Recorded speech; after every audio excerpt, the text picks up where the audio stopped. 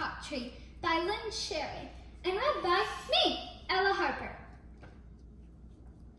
Two men walked into the rainforest. Moments before, the forest had been alive with the sounds of squawking birds and howling monkeys. Now, all was quiet as the creatures watched the two men and wondered why they had come. The larger man stopped and pointed to a great kapok tree. Then he left. The smaller man took an axe he carried and struck the trunk of the tree. Whack, whack, whack! The sounds of the blows rang through the forest. The wood of the tree was very hard. Chop, chop, chop! The man wiped off the sweat that ran down his face and neck.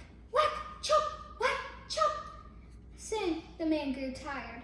He sat down to rest at the foot of the great kapok tree. Before he knew it, the heat and hum of the forest had lulled him to sleep. A boa constrictor lived in the great kapok tree. He slithered down its trunk to where the man was sleeping. He looked at the gash the axe had made in the tree. Then the huge snake slid very close to the man and hissed in his ear. Senor, this tree is a tree of miracles. It is my home, where generations of my ancestors have lived. Do not chop it down. A bee buzzed in the sleeping man's ear. Senor, my hive is in this kapok tree, and I fly from tree and flower to flower, collecting pollen.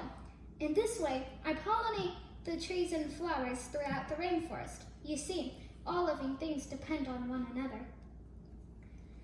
A troop of monkeys scampered down from the canopy of the kapok tree. They chattered to the sleeping man.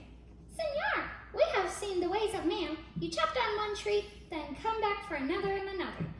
The roots of these great trees will wither and die, and there will be nothing left to hold the earth in place. When the heavy rains come, the soil will be washed away and the forest will become a desert. A toucan, a macaw, and a cock of the rock flew down from the canopy. Senor, squawked the toucan, you must not cut down this tree. We have flown over the rainforest and seen what happens once you begin to chop down the trees. Many people settle on the land. They set fires to clear the underbrush, and soon the forest disappears. Where there was once life and beauty, only black and smoldering ruins remain. A bright and small tree frog crawled along the edge of a leaf. In a squeaky voice, he piped in the man's ear. Senor, a ruined rainforest means ruined lives, many ruined lives. You will leave many of us homeless if you chop down this great kapok tree. A jaguar had been sleeping along a branch in the middle of the tree. Because his spotted coat blended into the dappled light and the shadows of the understory, no one had noticed him. Now he leapt down and padded silently over to the sleeping man. He growled in his ear. Senor, the kapok tree is home to many birds and animals.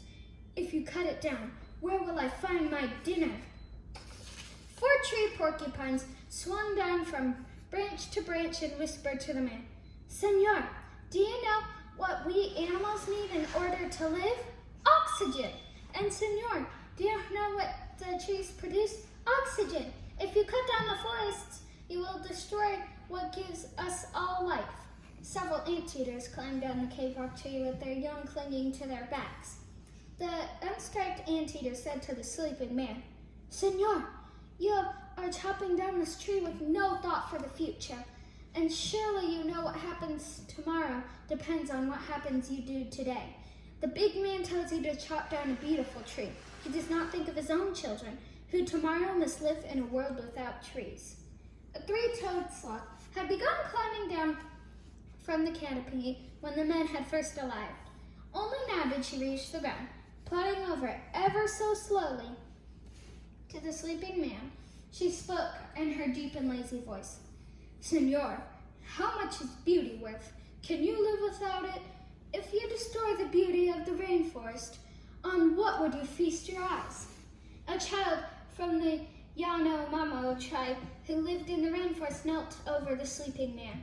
He murmured in his ear, Senor, when you are awake, please look upon us all with new eyes. The man awoke with a start.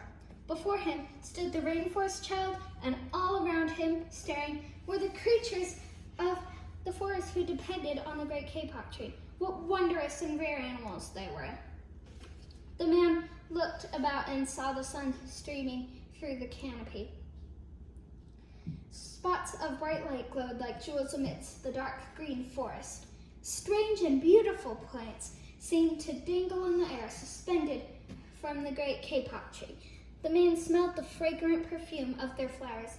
He felt the steaming mist rising from the forest floor, but he heard no sound, for the creatures were strangely silent. The man stood up and picked up his axe. He swung back his arm as though to strike the tree. Suddenly, he stopped. He turned and looked at the animals and the child. He hesitated. Then he dropped the axe and walked out of the rainforest. The end.